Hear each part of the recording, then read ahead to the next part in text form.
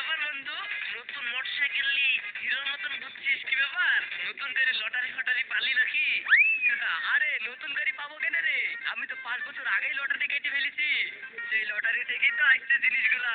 তার মানে আরে আমার শ্বশুর দিল গাড়িটা। আমার শ্বশুর কি লটারির চেয়ে তো কম নাকি রে? তার মানে মানে আবার কি রে? শ্বশুর আমাকে এই গাড়িটা কিনে দিল, প্লাস আরো 50,000 টাকা হাতে ধরে দিয়ে বলছে বাপ ঈদের জন্য বাজার ঘাট পোশাক আশাক যা করার করলাম গা। আরে শালা কি বলিস 50,000 টাকা? হ্যাঁ ভাই, আসলে আমি আমার শ্বশুরের একমাত্র জামাই তো, তাই আমাকে আর ফেলতে পারে না। ঠিক আছে ভাই, মেলা দেরি হয়ে গেল, আমি এখন শপিং করতে যাবো।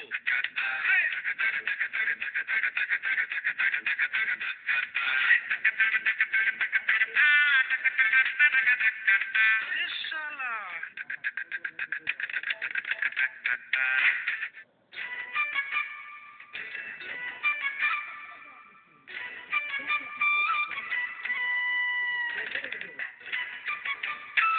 কি গো, মুখখান হাড়ির মতো করে বাড়িতে ঢুকছো কেনে? হাড়ির মতন মুখ করবে না তো খুশিতে কতক করবে নাকি?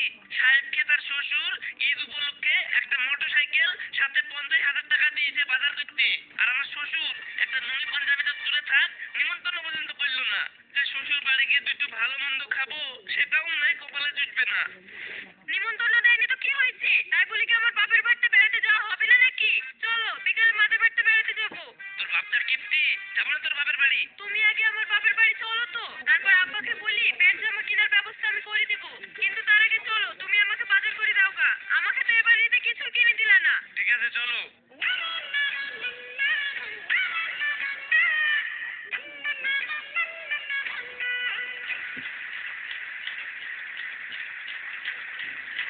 আব্বা ভালো আছেন? হ্যাঁ বাপ ভালো আছি। বাড়ি সব ভালো আছে তো? হ্যাঁ ভালো আছে। আব্বা এই দেখেন আপনাদের লিগে বাজার করে নিয়ে এসছি। আব্বা এলেন, এই পাঞ্জাবিটা আপনার জন্য নিয়ে এসছি।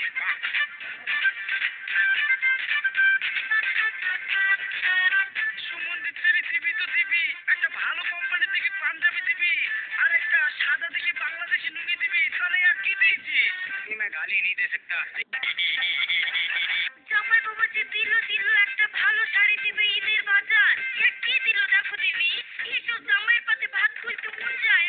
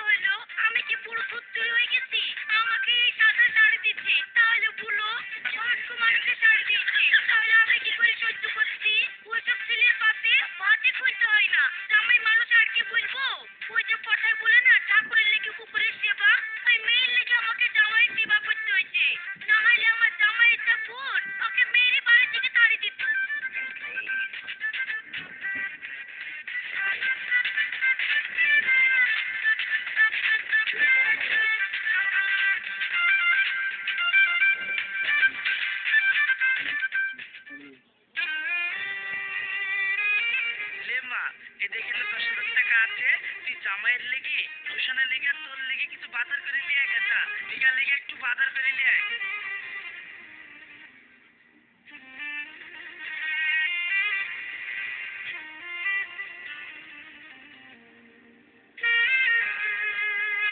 মা দেখো কত সুন্দর, এই দেখো এই জামাটা রওশনের জন্য নিয়েছি। আর এই দেখো এই স্যুটটা তোমার জামাইয়ের জন্য নিয়েছি। আর এই দেখো এই শাড়িটা আমার জন্য নিয়েছি। আপা তোমার জিনিসপাতি পছন্দ হয়েছে তো? সেরকম পছন্দ হয়নি রে, তো নানাদের গ্রামে সেরকম দোকানপাট ভালো না। আমাদের ওই রাতের দিকে হলে ভালো হইতো, ভালো ভালো শপিং মল ছিল। আর তাছাড়া তোর নানা বেশি টাকাও দিল না, এই টাকাতে কোনদিন বাজার হয়? এই টাকা দিল না মানে? আব্বা 10,000 টাকা দিল বাজার করতে, আর তুমি এই ছোট লোকের মতো কথা বলছো? এই, তোর বাপ সামান্য করে টাকা দিয়েছে বললি আমাকে তুই ছোট লোক বললি? তুমি যা ব্যবহার করছো তোমার ছোট লোক বলাই ভালো। হ্যাঁ আমি বলি ঠিকই হয়েছে। সারাক্ষণ তুই আমার বাড়িতে খেয়ে আসছিস আর তোর বাপের বাড়িতে তুই একটু ভাত লাগবে বললি আমাকে এরকম কথা বললি? বলবে না তো কি করবে? আমার আব্বা এতগুলো টাকা দিল তোমাকে বাজার করতে, আর উল্টে তুমি তাকে অপমান করছো। ঠিক আছে যা, তোর বাপের বাড়িতেই থাকতো না, আমি থাকবো না তোর বাপের বাড়ি। থাকবে না তো যাও বাড়ি, তোমার অত্যাচার খুব সহ্য করেছি আর না। হ্যাঁ আমি তাই চলে যাবো। না রে বাপ যাইও না, সংসার করতে গেলে কত ছোট বড় কথা হবে, ওই শুনতে গেলে হবে? হ্যাঁ বাপ ওসব কথা শুনো না, দরকার হলে তোমাকে আরো টাকা দিচ্ছি। আরে না রে, এখানে আপনাদের টাকা।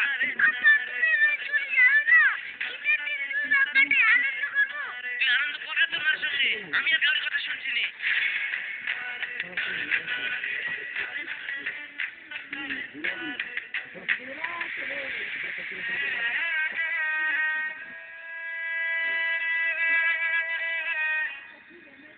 কিরে মুখ ভারী করে বসে আছিস, কি ব্যাপার?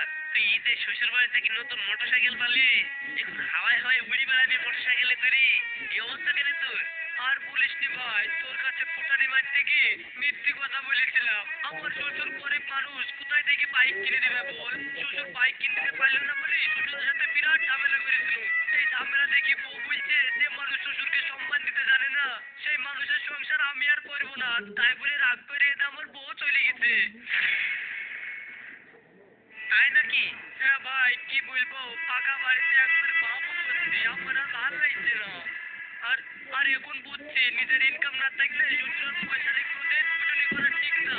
আমি বিরাট ভুল করেছি, তাই শ্বশুর বাড়িতে বউকে ফেরত আনতে যাবো ভাবছি, কিন্তু ফেরত কি দিবে? এই সবার যে হাল আমারও তো সেই হাল। আমিও তো শ্বশুর বাড়িতে ঝামেলা করে আসনু না, পরের কথা শুনে মাটিতে ভাত খেতে গেলে হবে না, আমাকে এক্ষুনি শ্বশুর বাড়িতে ফিরে যেতে হবে। শোন ভুল যখন করেছিস শ্বশুর বাড়িতে কি ক্ষমা চাইলে গা, জামাই মানুষ তোর উপর দিয়ে কথা বলবে না, দেখবি সব মেনে নেবে। যাবো ভাই। আরে যা, আমি বলছি সব মেনে নেবে। ঠিক আছে।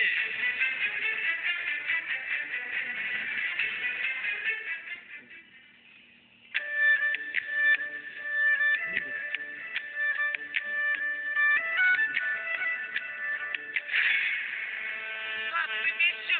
আসো আসো আসো আসো, বসো। না আপা, আমি বসবো না। আমি বড় অন্যায় করেছি, আপনার সঙ্গে জোর করি এসব জিনিসপাতি চাওয়া আমার খুব অন্যায় হয়েছে, তাই আমি ক্ষমা চাইতে আসলাম, আমাকে ক্ষমা করে দেন আব্বা। জামাই ওরকম করে বলো না বাবা, জানো আমাদের মতো হতভাগা বাবারা কষ্ট করে মেয়েকে মানুষ করে, তারপর বিশ্বাস করে মেয়েকে জামাইয়ের হাতে তুলে দেয়, কিন্তু দুঃখের বিষয় কিছু জামাই সেই বাবার কষ্টের আর সম্মানের কথা ভুলে গিয়ে ঈদের পোশাক বা নানান অজুহাতে শ্বশুরের কাছ থেকে টাকা পয়সা আদায় করার জন্য প্রচন্ড চাপ দেয়। আর এই চাপের মুখে যদি বাবারা টাকা দিতে না পারে তখন অনেক মেয়ের উপর অমানবিক অত্যাচার হয়, আর সেই অত্যাচার সহ্য করতে না পেরে অনেক মেয়ে শেষ পর্যন্ত নিজের প্রাণ হারায়। তাই বলে কি বাংলায় একটা কথা আছে, ফুটো পড়ে আর গোবর আসে। একদিন তোমরাও মেয়ের বাবা হবে, তখন বুঝবে মেয়ের বাবার বুকের ভিতরে কষ্টটা কত বড়। তাই আমাদের মতো দুর্ভাগ্য বাবাদের কথা একবার ভেবে নিজেরা একটু শুধরে দাও।